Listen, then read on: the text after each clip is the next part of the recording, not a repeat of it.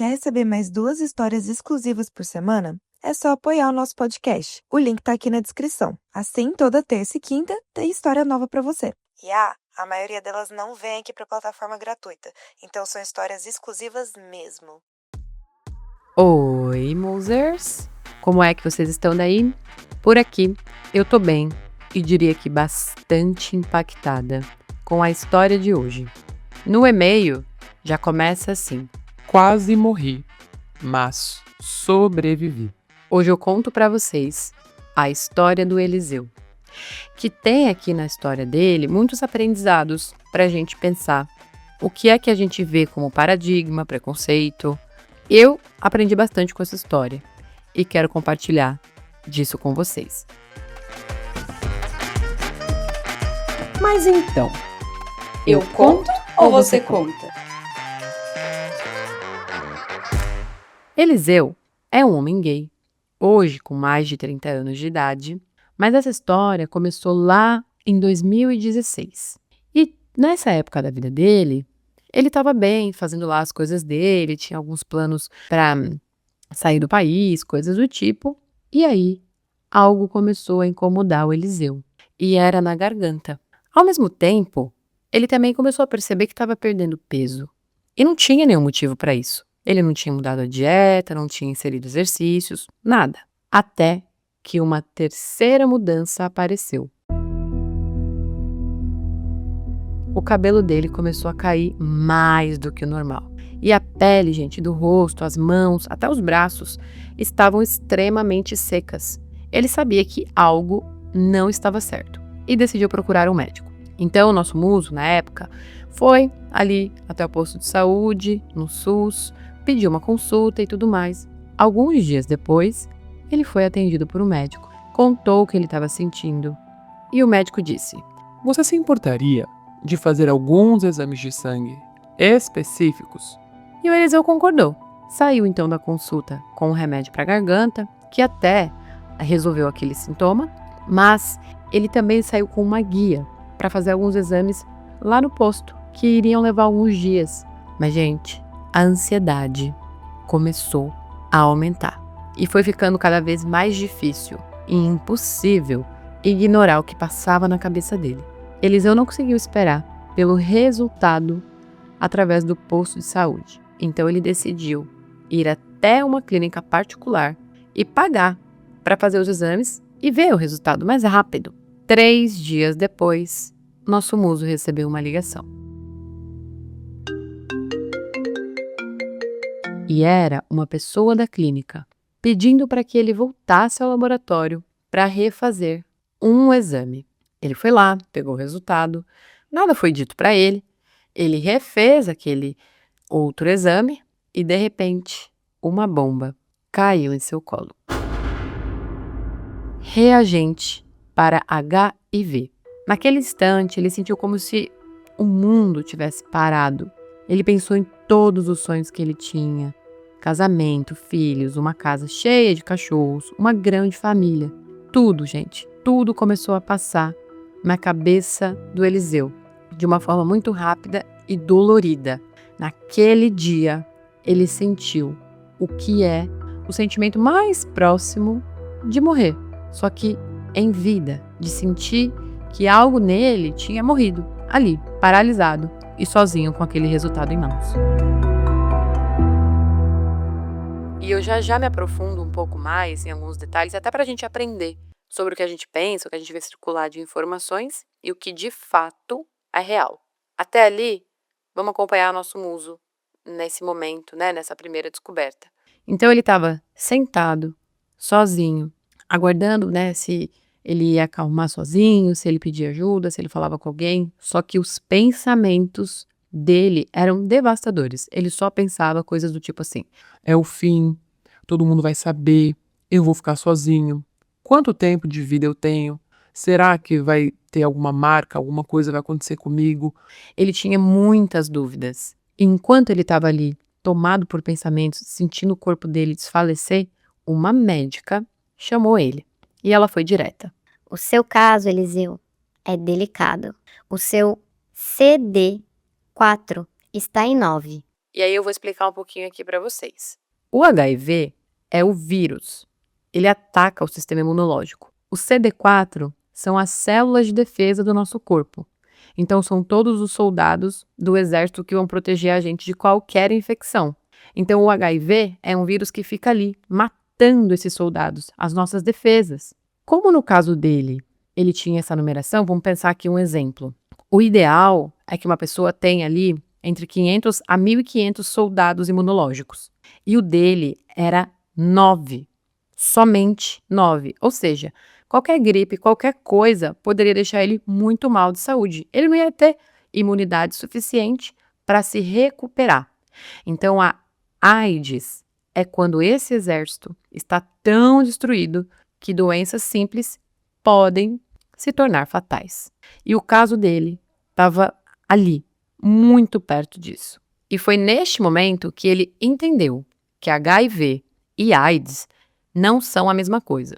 HIV é o vírus e a AIDS é a consequência de um sistema imunológico muito enfraquecido. Ele então tinha HIV, mas não estava condenado, só precisava agir muito rápido. Ele estava ali na última linha, muito perto. Então a médica disse para ele se cuidar o máximo possível. E isso significava que ele precisava evitar ir em festas, encontrar pessoas, ir em lugares públicos, até ônibus. Porque qualquer resfriado, qualquer gripe poderia deixar ele muito mal e ele não conseguir lutar contra o vírus. E ali foi o segundo momento em que ele sentiu no corpo dele o que é a sensação de estar muito perto da morte. Ele se sentiu marcado, como se carregasse algo nele que iria isolar ele do mundo. E lendo aqui o seu e-mail, Eliseu, eu lembrei de quando começou a pandemia. O quanto nós, enquanto mundo, né, fomos pegos e pegas de surpresa. A gente não sabia se tinha algo que potencializaria o estado de uma pessoa com vírus. A gente não sabia se ia haver consequências, né, se teriam sequelas. A gente não sabia de nada. Então foi assim que eu li o seu e-mail. Você estava vivendo ali no seu mundo muitas dúvidas e muito medo. Mas seguindo aqui a história. Eliseu então começou o tratamento imediatamente e 6 meses depois tornou-se indetectável.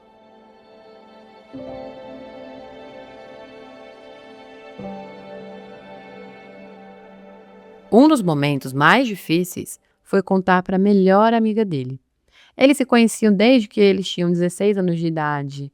E ela já havia perdido um outro amigo muito próximo para a AIDS. Quando ele revelou, então, o diagnóstico para Marcela, ele viu o desespero nos olhos dela. Mas depois, eles conseguiram conversar. Foi um grande susto mesmo, ela ficou muito mal. Aos poucos, eles foram ali entendendo qual que era a real situação dele. E ela conseguiu dar muito apoio para ele. Foi firme, entregou ali um amor incondicional.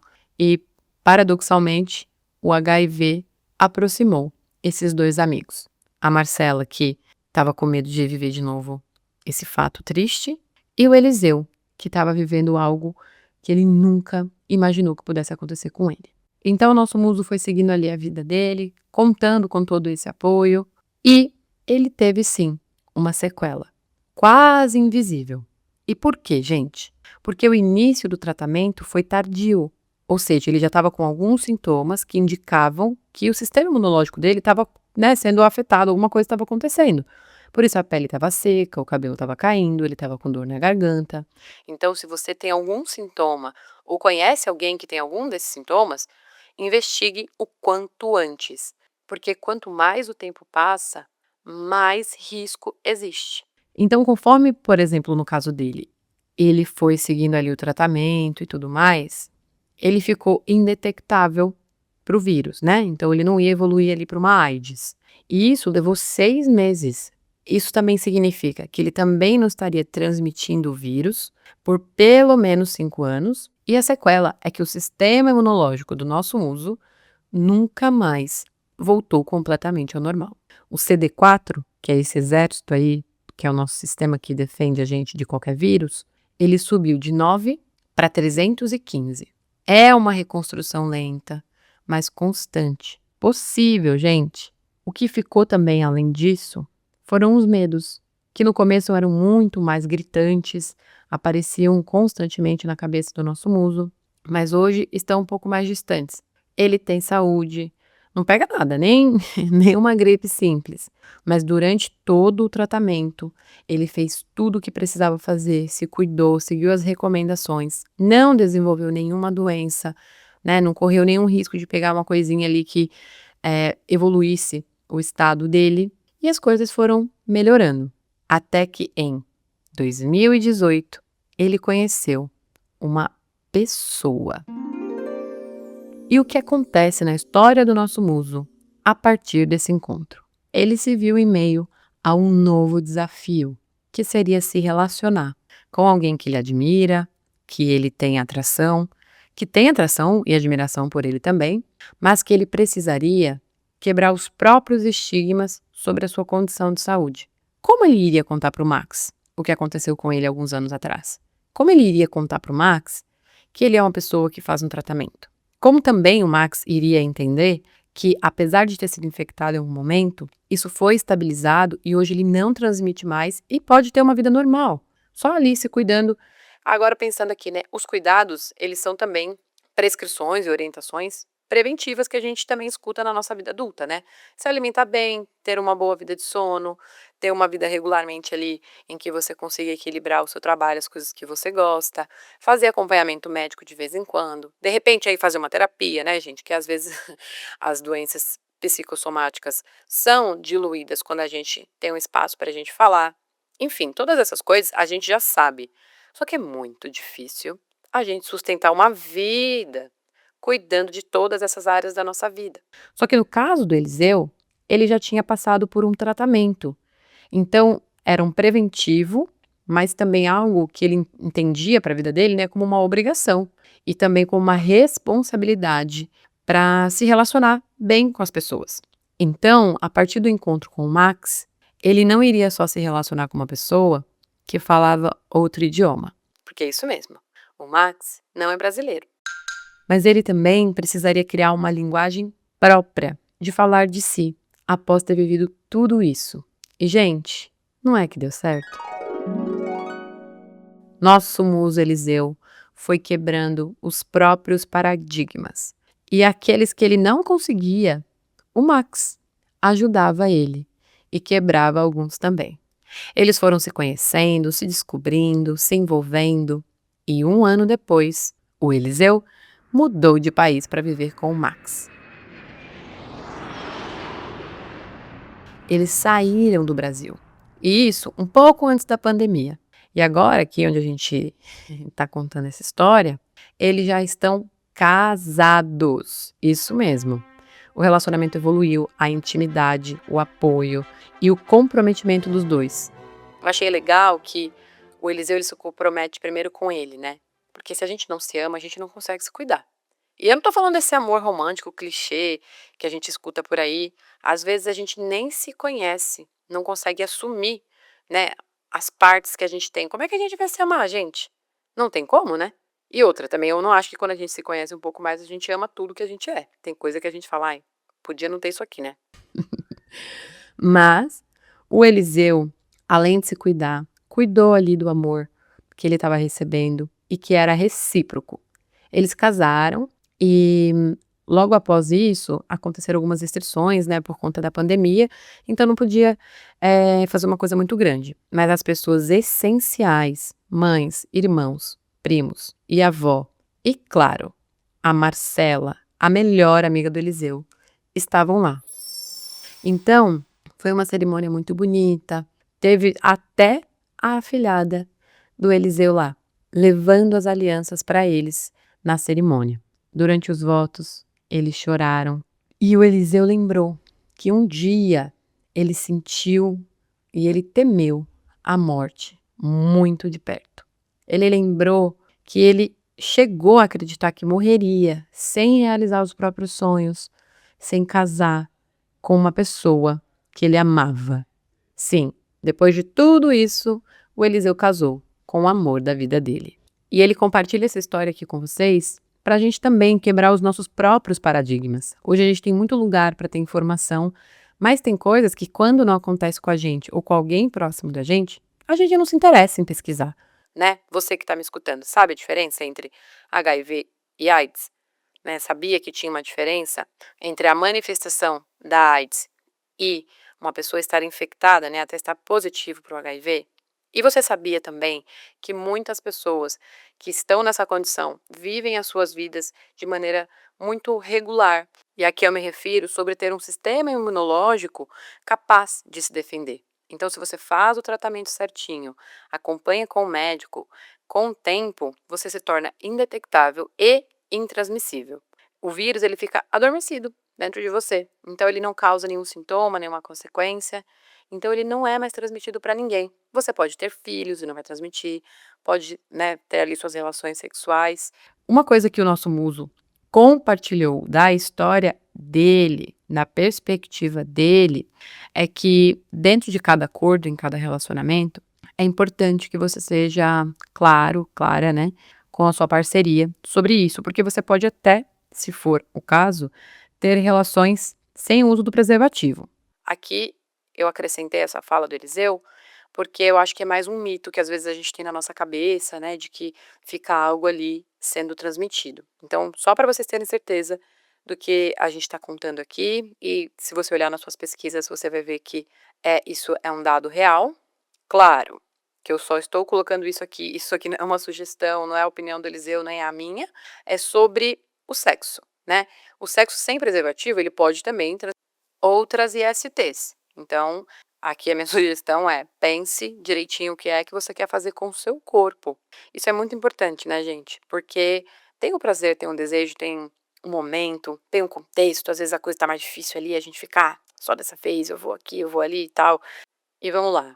Quem é que nunca correu o risco de se colocar em risco? E eu tô falando isso para que a gente não se coloque no lugar de julgar nada da história do nosso muso, até porque a intenção dele de contar a história dele é que isso pode acontecer com qualquer pessoa, mas também para a gente ficar atentas, né? Atentos, atentes sobre como é que a gente quer levar nossas parcerias sexuais também. Por exemplo, para HIV, o tratamento ele é gratuito no Brasil e em vários outros países, inclusive aqui na Austrália também.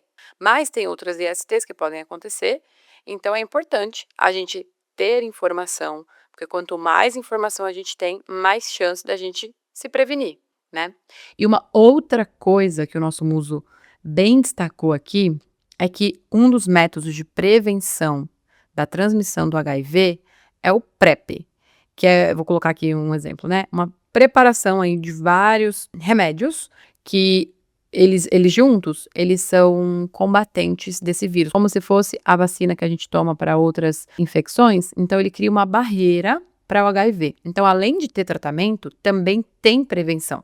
E mais uma outra coisa é que o nosso muso não contou para todas as pessoas da família dele. E ele quer deixar também esse, esse conselho aqui. Você não precisa contar para toda a sua família. Nessa hora, é algo tão delicado e você está numa situação tão vulnerável que, se você estiver em dúvida de contar para alguém, não conte. Palavras do nosso muso, e eu tô bem inclinada a concordar com ele aqui. No caso dele, ele contou só para a melhor amiga dele, e depois, né, conforme ele foi percebendo a necessidade e que ele estava confortável, ele contou para outras pessoas. Mas que um dos pensamentos de preocupação que ele teve no início da descoberta foi isso, que parecia que ele teria que contar para todo mundo, que todo mundo ia saber de alguma forma. E ele deixou aqui mais esse conselho de que respire, fique calma, calmo, porque conforme as coisas vão se assentando, você decide o que você faz. De fato, você não precisa contar algo tão íntimo da sua vida para todas as pessoas da sua família ou do seu ciclo de amizades. Hoje, ele está aqui contando desse fato, desse momento difícil, mas também dessa alegria de estar casado com uma pessoa que ele ama, construindo uma vida linda, se aproximando a cada dia mais da vida que ele sempre quis viver. E ele olha para trás hoje e pensa que alguém que acreditou que morreria sem realizar os próprios sonhos, hoje está aqui, feliz e contando a sua história para o mundo. O Eliseu acrescentou que o HIV não define a existência dele e nem a de ninguém. E ele sabe que muitas pessoas têm medo de fazer o teste, ou até mesmo acabaram de receber o diagnóstico e podem estar assustadas. Então, nosso muso quer deixar aqui algumas palavras de alguém que já passou por esse caminho. Respira, se cuida, siga o tratamento, tudo vai ficar bem. É possível viver, é possível amar, é possível realizar sonhos e, acima de tudo, é possível continuar nadando. Se cuide, musers! Eliseu, muito obrigada por compartilhar com a gente sua história, um tópico tão sensível, mas também informativo. Obrigada por dar para a gente aqui, enquanto podcast, a oportunidade de abordar este tema pela primeira vez e clarificar tantos pontos. Musers, contamos com vocês lá no nosso Telegram para interagir, trocar com o Eliseu, que eu acho que merece receber todo o nosso carinho e muita vida para você, muso. E para vocês que estão me escutando, até a próxima história.